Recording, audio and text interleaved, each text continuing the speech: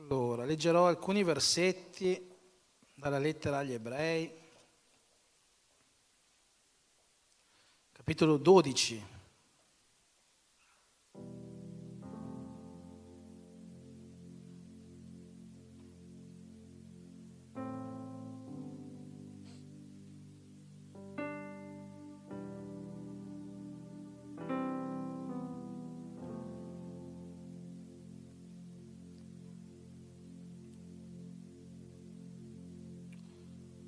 Leggerò Ebrei 12 dal versetto 1 in avanti, al 3 penso. Ma prima di leggere Ebrei 12 voglio dirvi perché leggo Ebrei 12.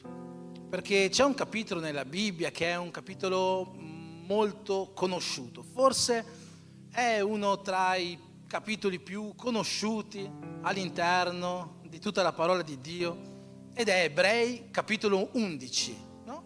Ebrei 11 è molto conosciuto perché Ebrei 11 ci parla di quella che è chiamata la galleria degli eroi della fede, persone che veramente hanno fatto la differenza attraverso la loro fede. Ci parla di più grandi uomini che noi troviamo all'interno dell'Antico Testamento, ci parla di Abramo, di Isacco, di Giacobbe, ci parla di Giuseppe, ci parla di Noè, no? Che con la sua fede ha costruito un'arca per una pioggia che lui non aveva mai visto, no? Noè non aveva mai visto piovere prima del diluvio. Fino al diluvio non era mai caduta una goccia di acqua sulla terra, ma Noè ha avuto fede secondo la parola di Dio, ha detto sì, qualcosa dovrà succedere, non so cos'è, ma qualcosa dovrà succedere, e ha costruito quest'arca. Ci parla di Mosè, ci parla dei grandi re, di Davide, di Salomone, dei giudici, dei profeti, insomma è veramente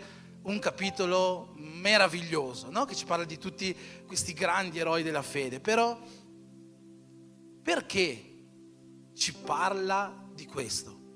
Ovvero, perché lo scrittore alla lettera agli Ebrei, che alcuni pensano sia l'Apostolo Paolo, altri pensano di no, a noi non ci interessa, io dirò lo scrittore alla lettera agli Ebrei, ma se per sbaglio dirò Paolo, perdonatemi. Perché lo scrittore alla lettera agli Ebrei ha scritto Ebrei 11? Perché ha scritto le storie di tutti questi grandi uomini della fede? Sapete, da quando ho cominciato la mia camminata cristiana, la cosa che più di tutto mi ha catturato e che è sempre stato un versetto che mi sono portato dentro, è quello che troviamo nel libro del profeta Osea, quando Dio dice: il mio popolo muore per mancanza di conoscenza. Questo è sempre stato un versetto che ha parlato con me, e per me la parola di Dio, la conoscenza di Dio attraverso la sua parola è qualcosa di fondamentale per tutti noi cristiani.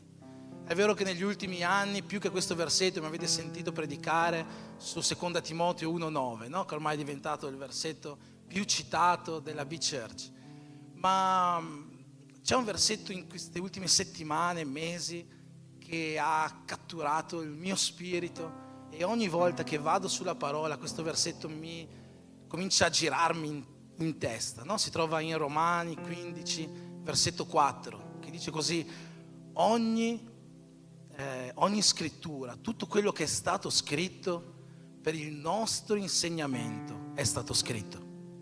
Quindi ogni capitolo, ogni versetto, ogni frase, ogni parola della Bibbia racchiude un insegnamento per le nostre vite. E ogni volta che noi andiamo ad avvicinarci alla parola di Dio, quando facciamo la nostra lettura giornaliera, i nostri devozionali, quello che dovremmo fare non è semplicemente leggere il capitolo, è meditare su ogni parola, su ogni frase e dire: perché questa frase mi è stata lasciata? Qual è l'insegnamento che c'è per me in questa frase? E quindi quando noi leggiamo Ebrei 11, noi dobbiamo chiederci perché lo scrittore alla lettera agli Ebrei ci ha lasciato questa galleria degli eroi della fede. Cos'è che ci voleva insegnare? Ed è chiaro che se noi cominciamo a leggere tutto il capitolo, noi cominciamo a vedere le storie di questi grandi uomini, e da ogni versetto, facendo un'esegesi del testo, come si dice, noi possiamo trarre delle conclusioni, degli insegnamenti per la nostra vita. No? Noi possiamo appunto vedere la storia di Noè che senza aver mai visto la pioggia si è fidato, ha costruito un'arca, e potremmo per la nostra vita dire anche noi dobbiamo fare la volontà di Dio anche se non possiamo conoscere qual è veramente questa volontà, o se non possiamo conoscere tutto ciò che ci sta intorno, no? Noi dovremmo muoverci sempre per fede, come aveva predicato l'Andrea qualche settimana fa. Camminiamo per fede e non per visione, no? Questo penso che è quello che poteva dichiarare Noè: cammino per fede e non per visione, perché la pioggia non l'ho mai vista. Quindi quando noi andiamo a leggere questo testo, ogni versetto potrebbe parlare con noi, sì, però c'è un vero motivo per il quale lo scrittore, la lettera agli Ebrei, ci ha lasciato questo capitolo. E noi scopriamo qual è questo vero motivo quando andiamo a leggere l'ultimo versetto di Ebrei 11 e i primi versetti di Ebrei 12. Perché l'ultimo versetto di Ebrei 11 ci dice che tutti questi grandi uomini hanno fatto tutte queste grandi cose, sì, ma Dio ha aspettato noi per raggiungere la perfezione. Dio ha aspettato noi che siamo oggi qua seduti, qua presenti. Dio ha aspettato noi, non ha voluto compiere il suo piano quando c'era Abramo, Mosè, il re Davide, ma ha aspettato noi per raggiungere la perfezione. E se andiamo a leggere la lettera agli Ebrei, capitolo 12, continua dicendo così: anche noi dunque, poiché siamo circondati da una così grande schiera di testimoni, deponiamo ogni peso e il peccato che così facilmente ci avvolge e corriamo con perseveranza la gara che ci è proposta, fissando lo sguardo su Gesù, colui che crea la fede e la rende perfetta.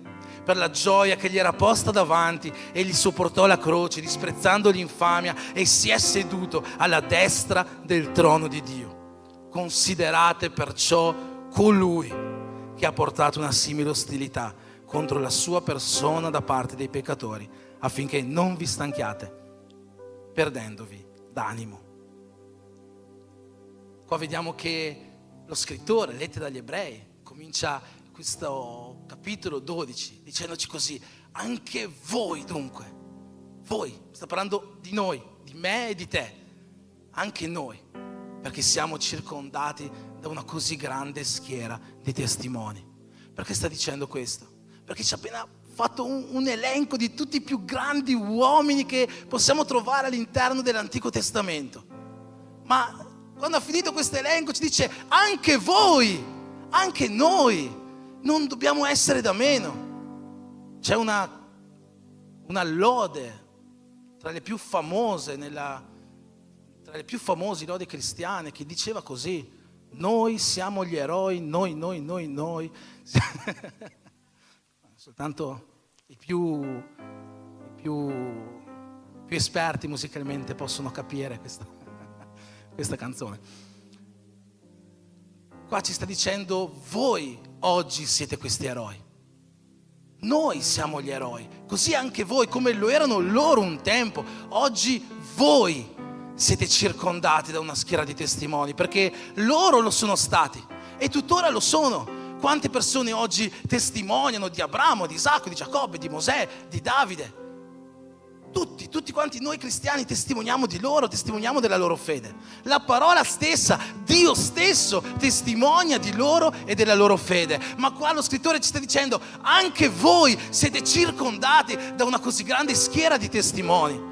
Perché ci sta dicendo come loro avevano persone che li prendevano come esempi, si rispecchiavano in loro, e fino ad oggi persone si rispecchiano nell'esempio di questi grandi uomini. Così ci sono persone che oggi si rispecchiano nel nostro esempio, si rispecchiano nel vostro esempio.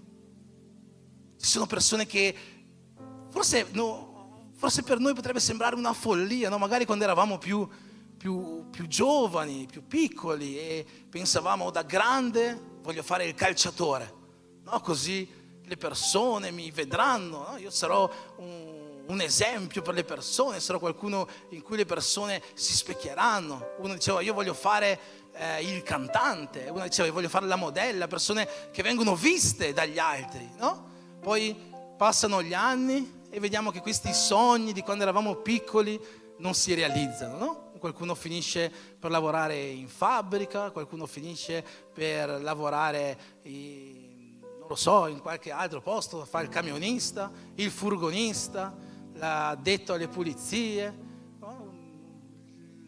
L'operatore sociosanitario. Ci sono tanti lavori che facciamo noi qua in chiesa.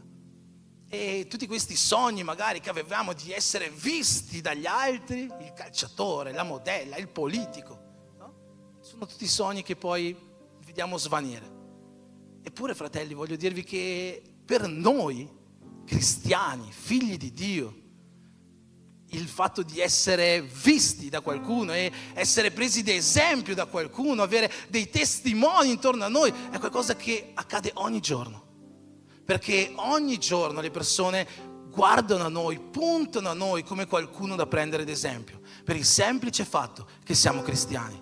Ogni giorno ci sono persone che danno buona testimonianza o cattiva testimonianza di noi, per il semplice fatto che noi siamo cristiani.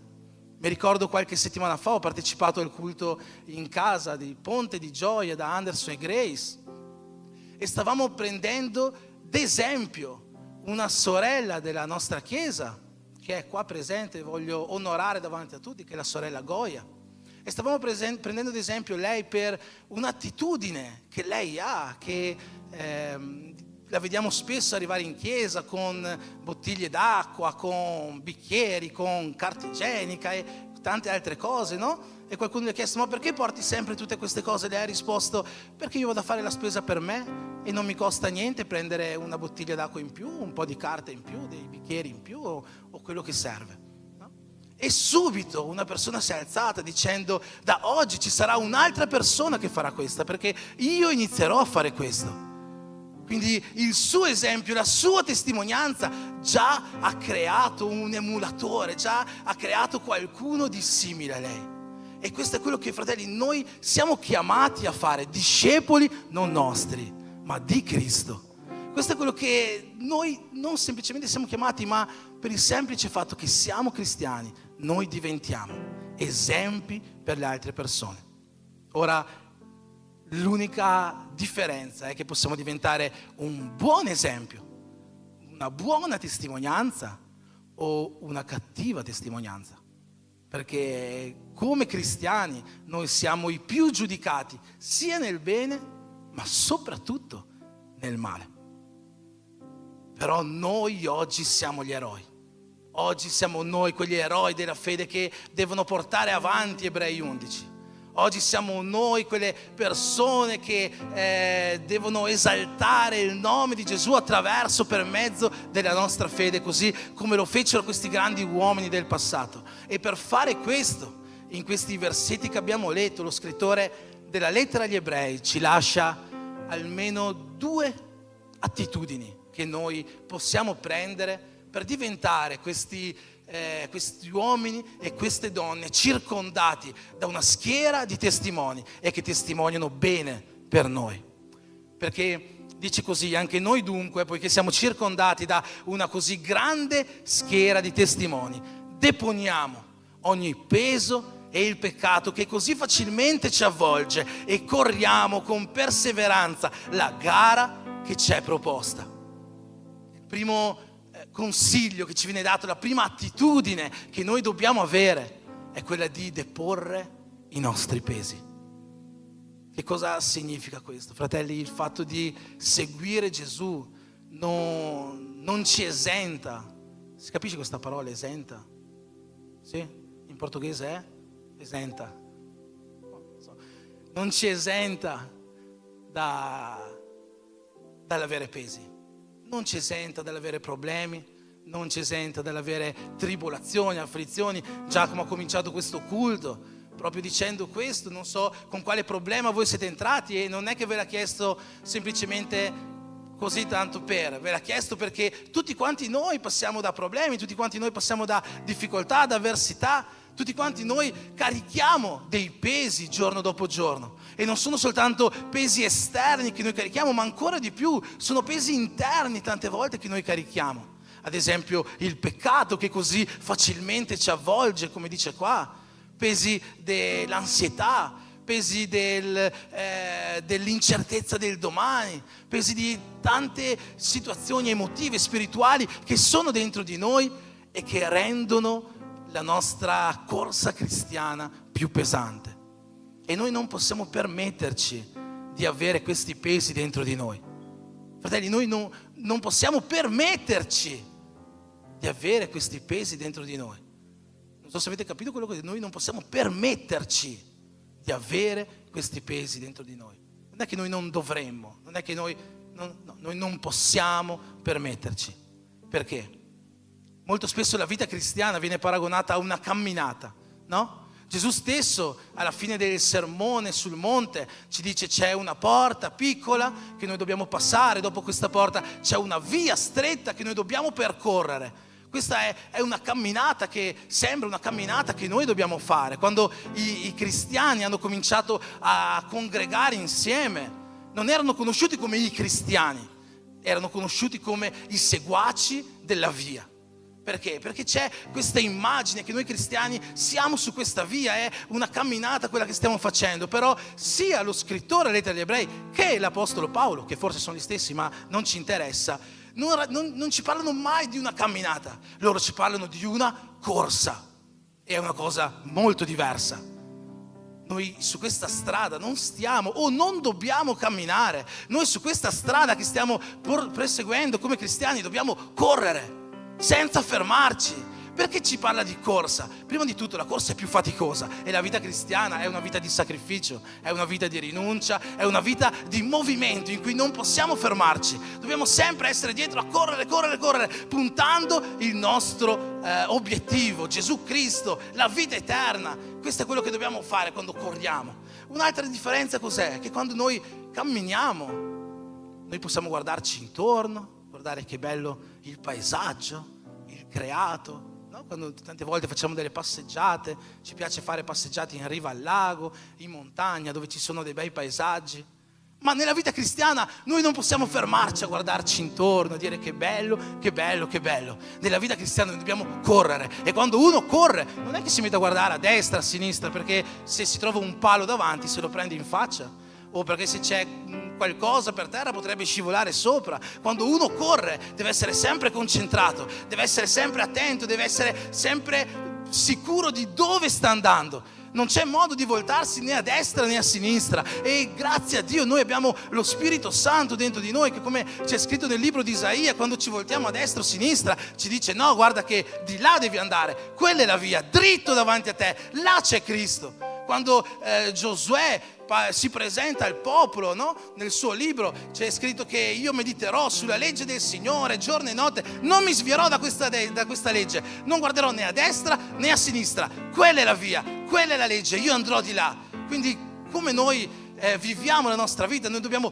correre questa vita cristiana. Non possiamo camminare su questa strada, non c'è tempo di camminare, non c'è tempo di perdere tempo, non c'è tempo di rimanere con questi pesi addosso, perché quando uno cammina sì, potrebbe anche portare dei pesi, ma quando uno corre noi non possiamo portare i pesi.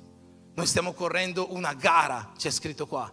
Paolo dice ancora di più, io corro una maratona. Paolo dice ancora di più, io è come se stessi lottando al pugilato, no? È qualcosa di molto forte quello che sto facendo. Quindi quello che noi dobbiamo fare è impegnarci in questa camminata e non possiamo perdere tempo a portare questi pesi sopra di noi. Per questo sto dicendo, non possiamo permetterci di vivere con questi pesi addosso. Non è che non dovremmo, no, non possiamo permettercelo, perché la corsa che dobbiamo correre richiede che noi siamo liberi da questi pesi. E proprio Giacomo ha cominciato questo culto parlandoci di quel versetto che troviamo nella lettera di Pietro, dove ci viene invitato a lanciare questi pesi contro Gesù. Noi dobbiamo deporre questi pesi, noi dobbiamo lanciarli contro di Lui, dobbiamo liberarci da tutti i pesi, e tutti i pesi interiori, da tutti i pesi di situazioni esterne. Dobbiamo liberarci dal peccato, prima di tutto perché non dobbiamo averlo, ma soprattutto perché non c'è tempo di restare a avere questi pesi addosso, che dobbiamo gestire tutte queste cose. Non c'è tempo. La nostra vita sulla terra per quanto potrebbe sembrare lunga, è molto breve. E noi dobbiamo impegnarci ogni giorno di questa vita per correre nel miglior modo possibile la nostra corsa cristiana. Ma ci viene dato un secondo suggerimento, una seconda attitudine in questi versetti. Quando dice così: anche noi dunque, poiché siamo circondati da una così grande schiera di testimoni, deponiamo ogni peso e il peccato che così facilmente ci avvolge e corriamo con perseveranza la gara che ci è proposta, fissando il nostro sguardo su Gesù, colui che crea la fede e la rende perfetta. Puoi ripetere insieme a me questa parte del versetto 2: fissando il nostro sguardo su Gesù. Ancora una volta, con più carica, fissando il nostro sguardo su Gesù. E questo è qualcosa di imprescindibile che noi dobbiamo fare come cristiani. Dobbiamo fissare il nostro sguardo su Gesù. È qualcosa che noi non possiamo fare a meno di fare se vogliamo veramente vivere una camminata, o meglio, una corsa come cristiani, perché abbiamo detto che quando uno corre deve fissare sempre davanti a sé, fissare sempre l'obiettivo, sapere bene dove sta andando e non perdere mai di vista la direzione in cui sta andando. E quella direzione è Gesù Cristo. E noi dobbiamo fissare proprio lì il nostro sguardo. E per questo la mia domanda questa sera è: dov'è rivolto il tuo sguardo? Dov'è rivolto il tuo sguardo? Dì alla persona vicino a te: dov'è rivolto il tuo sguardo? Se qualcuno ti risponde: adesso sto guardando te, dagli una botta in testa. Dov'è rivolto il tuo sguardo? Perché dico questo? Perché molte volte nelle difficoltà della nostra vita, no? In questi problemi, in questi pesi, in questi momenti difficili che ci affliggono, la nostra prima reazione non è guardare Cristo. La nostra prima reazione è guardare le nostre certezze, è guardare ciò che possiamo vedere, toccare, è porre il nostro sguardo su qualcosa su quale pensiamo di poterci affidare. Un tempo fa, anni fa, nell'Antico Testamento si affidavano agli idoli, statuine di oro, di metallo, di pietra che facevano. Il Salmo 115 però condanna questi idoli dicendo: guardate che cosa sono questi idoli, hanno occhi ma non vedono. Invece il nostro Dio ha occhi che scrutano su tutta la terra. C'è scritto che gli occhi del Signore passano in tutta la terra guardando coloro che sono devoti a Lui, e ha misericordia per queste persone. Gli idoli di un tempo hanno la bocca ma non parlano, c'è scritto. Il nostro Signore invece parla, e le sue parole sono parole di vita eterna. C'è scritto che gli idoli di un tempo hanno orecchie ma non sentono, naso ma non sentono. Il nostro Dio invece è un Dio che sente i nostri clamori, che sente le nostre intercessioni, che sente le nostre preghiere. Il nostro Dio vede quando noi abbiamo bisogno di qualcosa. Quando Agar era stata mandata nel deserto, lontana, insieme a suo figlio, no? Da Abramo, Agar viene raggiunta da un angelo del Signore e chiamò quel luogo El Roi, l'H El Roi, il pozzo del Dio che vede. Perché il nostro Dio è un Dio che vede. Il nostro Dio è un Dio che raggiunge l'estremità della terra per vedere i nostri problemi, per starci vicino. Il nostro Dio conosce, il tuo Dio conosce quello per cui stai passando. E il nostro Dio è così potente da farci superare questa prova, se noi fissiamo il nostro sguardo su di Lui. Ma oggi non ci sono più le statuette, non ci sono più queste cose qua, non ci sono più gli idoli. Ma oggi gli idoli non sono statue di pietra, di metallo, forse per qualcuno ancora lo sono, ma per molti di noi non sono questo. Però Gli idoli per noi sono tutte quelle cose che noi mettiamo davanti a Dio. Tutte quelle cose a cui diamo priorità, tutte quelle cose alle quali ci affidiamo, piuttosto che affidarci a Dio. Ci sono due re nella Bibbia che vediamo che agiscono in modo completamente differente. Il primo re è il re Asa. Asa è stato un re fantastico, un re veramente uno tra i migliori re di Giuda. È stato un re che denunciava gli altari di Baale, è stato un re che ha portato un culto sano a Dio nel Tempio, ma si è arrivato a un certo punto della vita di questo re Asa, che praticamente un esercito, l'esercito di Israele voleva attaccare voleva attaccare il regno di Giuda, il regno del re Asa. E Asa andò a chiamare un suo grande nemico, il re della Siria, per dirgli: re della Siria, si chiamava Ben-Hadad, aiutaci a combattere gli israeliti, noi ti daremo i soldi, i tesori che ci sono nel Tempio. Quando Dio viene a sapere questa cosa, Dio manda un profeta da Asa dicendogli: tu hai preferito chiedere aiuto al re della Siria piuttosto che a me. Non ti ricordi che qualche anno fa l'esercito dell'Etiopia ti ha attaccato? Aveva un esercito che era 2 volte il tuo. Aveva più di 300 carri da guerra e tu non avevi neanche uno. Ma io ti ho dato la vittoria. Il tuo Dio ti ha dato la vittoria. E oggi che questo esercito ti sta minacciando, tu vai a allearti col nemico invece che venire da me. A causa di questo tu mai riuscirai a sconfiggere questo nemico. Questo re Asa ha preferito fare affidamento a qualcuno che poteva toccare, a qualcuno che pensava, sulle quali poteva fare affidamento, invece che affidarsi a Dio. C'è un re che ha agito in un modo completamente diverso, il re Ezechia. Una volta il re Ezechia era re di Giuda, è stato attaccato. Gerusalemme è stata circondata da un esercito assiro di 185.000 uomini. Appena questo esercito ha circondato Gerusalemme, Ezechia, c'è scritto, entrò nella casa del Signore e cominciò a pregare a Dio, cominciò a affidarsi a Lui.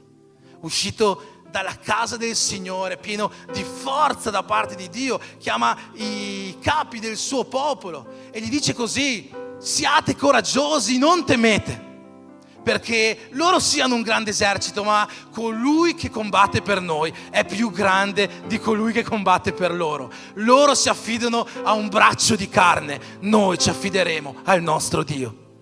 In quella stessa notte un angelo del Signore attaccò l'esercito assiro e in una notte 185.000 uomini furono morti a causa dell'azione di Dio. Oggi i registri storici ci dicono che in quella notte ci fu una peste che contaminò tutto l'esercito assiro e morirono tutte queste persone. Ora noi non sappiamo il modo in cui l'angelo agì, se con una peste, se con fuoco dal cielo, se con morte istantanea. Quello che sappiamo è che Ezechia si affidò a Dio e Dio lo liberò dal nemico. Questo re Asa, quello di cui abbiamo parlato prima, pochi anni dopo di questa cosa che era successa, si ammalò di una malattia gravissima ai piedi, c'è scritto. Ma c'è scritto che invece di affidarsi a Dio per quella malattia, si affidò ai medici. Dopo poco tempo morì. Questo re Ezechia, invece, di cui abbiamo appena avuto questa bella testimonianza, anche lui ricevette una parola di morte. Un giorno il profeta Isaia andò da lui e gli disse: Ezechia, Dio mi ha detto che stai per morire, non c'è modo per scampare. In quegli stessi istante Ezechia si gira contro il muro, non si è girato verso un medico, non si è girato verso il profeta Isaia, non si è girato verso i grandi del suo esercito, non si è girato verso un muro e ha cominciato a pregare Dio. E Dio gli ha aumentato di 15 anni la sua vita. Quando noi fissiamo il nostro sguardo su Cristo, quando noi ci affidiamo a Dio, noi lì possiamo vincere le nostre battaglie. Avere il nostro sguardo puntato su Cristo è quello che questi eroi di Ebrei 11 facevano costantemente. Non si importavano di quello che avevano davanti. Alcuni di loro hanno spento la violenza del fuoco. Alcuni di loro sono scampati dalla morte. Alcuni di loro hanno distrutto eserciti, c'è scritto. In che modo? Con la forza del loro braccio? No, ma proprio il contrario. Non si sono affidati al loro braccio di carne, si sono affidati al loro Dio. Fissare il nostro sguardo su Gesù è quello che noi dobbiamo fare, affinché possiamo avere una schiera di testimoni che testimoni bene per noi e affinché possiamo essere liberati da ogni afflizione e battaglia della nostra vita. E con questo non sto dicendo che noi non dobbiamo affidarci ai medici, non sto dicendo che non dobbiamo affidarci agli specialisti. Vi prego, non andate su YouTube a fare un taglio della predica dopo e andare a mettere su Instagram il pastore Enrico sta dicendo di non andare dai medici. Non è così. Dobbiamo affidarci ai medici, dobbiamo affidarci agli specialisti, a tutte queste persone senza dubbio. Ma dobbiamo sempre ricordarci che prima di affidarci alla loro mano dobbiamo affidarci alla mano di Dio. Il Salmo 127 dice: invano le guardie sorvegliano le mura se Dio non protegge la città. Non sta dicendo non mettete le guardie a sorvegliare che tanto ci pensa Dio, non sta dicendo questo. Mettete le guardie, sorvegliate, affidatevi a medici, affidatevi a specialisti, affidatevi a chi dovete affidarvi, ma prima di affidarvi a loro, affidatevi a Dio. Dite: Dio, usa le mani di questo medico per portare guarigione, usa la mente di questo specialista per portare ciò che deve essere fatto. Prima di tutto, fissiamo il nostro sguardo su Dio. E ci sono persone che dicono: ma io mi affido ai pastori, ai leader spirituali, ai leader in casa, ai leader dei giovani. È sbagliato, questo non è sbagliato. Noi possiamo pregare per voi, noi possiamo darvi consigli, noi possiamo ricercare la guida da parte di Dio per le vostre vite, ma noi non possiamo salvare nessuno. Se state combattendo una battaglia, non saremo noi che vi libereremo dalla vostra battaglia. Non saremo noi che vi libereremo da quello che vi sta affliggendo. Noi non possiamo fare questo, solo Dio lo può fare. L'unica cosa che noi possiamo fare è essere un esempio. E questo è quello che tutti quanti noi dobbiamo fare, perché c'è una schiera di testimoni che è tutta intorno a noi. Paolo dice: siate miei imitatori, e non si ferma però lì, dice: siate miei imitatori come io lo sono di Cristo. La versione Diodati traduce così: siccome io lo sono di Cristo. È ancora più bello perché dice: visto che io sono imitatore di Cristo, allora potete essere i miei imitatori. Noi possiamo sì prendere persone ad esempio, ma soltanto per essere più simili a Gesù. E fissare il nostro sguardo su Gesù è il modo migliore per diventare una copia di Gesù, per essere imitatori di Gesù, per essere più simili a Lui. E se vogliamo veramente avere una schiera di testimoni che testimoni bene per noi, se vogliamo veramente essere oggi noi gli eroi della fede, noi dobbiamo essere il più possibile simili a Cristo. Io amo i Vangeli, io amo l'Antico Testamento, amo le lettere, amo tutta quanta la Bibbia. Veramente ci sono passi che io delle lettere mi metto lì a pensare a quello che stanno scrivendo. L'Antico Testamento è pieno di storie, di episodi meravigliosi. Ma fratelli, se vogliamo avere veramente una guida per la nostra vita, noi dobbiamo leggere i Vangeli, perché nei Vangeli noi vediamo chi Gesù è. Noi possiamo puntare il nostro sguardo su Cristo. Se noi leggiamo i Vangeli, Matteo, Marco, Luca, Giovanni, noi lì possiamo capire chi Gesù era. E non dalle guarigioni, non dai miracoli, non da queste cose qua. Noi possiamo capirlo dal modo in cui Lui si comportava, dalle attitudini che Lui aveva. E questo è quello che noi dobbiamo fare: puntare il nostro sguardo, fissare il nostro sguardo sulla persona di Gesù, per vedere come Lui si comportava, affinché noi possiamo essere Suoi imitatori. Noi da Gesù impariamo che ha amato il Padre sopra ogni cosa. E questo è quello che anche noi dobbiamo fare: imparare a amare Dio sopra ogni cosa. Noi da Gesù abbiamo possiamo imparare di come è stato sottomesso alla volontà di Dio. E questo è quello che anche noi, fratelli, dobbiamo fare. Essere sottomessi a quella che è la volontà di Dio per le nostre vite. È difficile tante volte dire non voglio essere sottomesso. Ma questo è quello che Gesù ci insegna e noi dobbiamo prendere Lui come esempio. Il nostro sguardo deve essere fisso su di Lui. Da Gesù, dai Vangeli impariamo che Lui perdonava. E non perdonava il suo amico, non perdonava soltanto Pietro quando lo ha rinnegato, ma Lui perdonava quelli che lo hanno crocifisso, dicendo: Padre, perdona loro, perché non sanno quello che stanno facendo. Da Gesù impariamo l'umiltà, da Gesù impariamo che è venuto per essere servo. E tante volte per noi umiliarci, essere servi gli uno degli altri è qualcosa di difficile. Ma c'è scritto in Marco 10,45, il figlio dell'uomo, Dio, è venuto sulla terra e non è venuto per governare, ma è venuto per servire noi e per morire per noi. Da Gesù impariamo lo zelo che aveva per la casa di Dio. Da Gesù impariamo quanto è importante compromettersi con l'opera di Dio. Da Gesù impariamo la pazienza, da Gesù impariamo l'amore.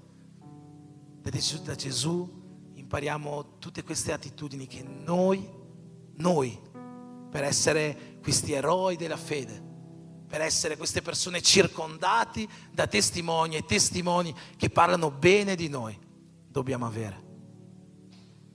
Nel Vangelo di Giovanni, al capitolo 1, nel versetto 36, noi vediamo Giovanni Battista che è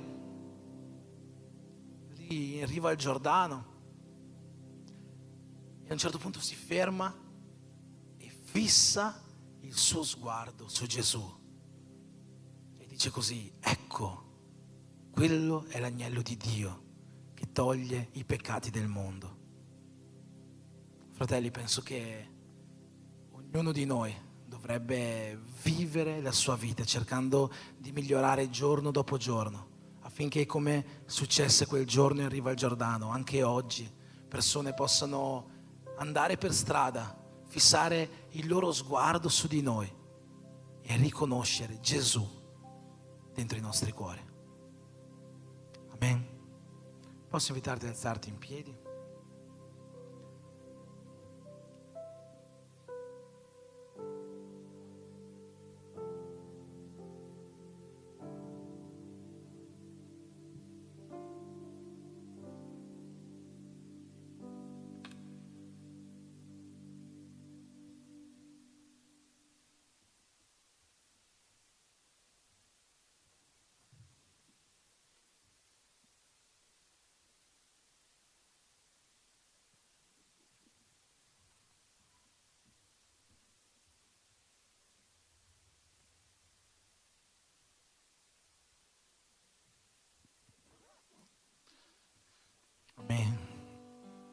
Fissare il nostro sguardo su Cristo è qualcosa che noi dobbiamo fare ogni giorno della nostra vita, ogni giorno di questa nostra corsa cristiana.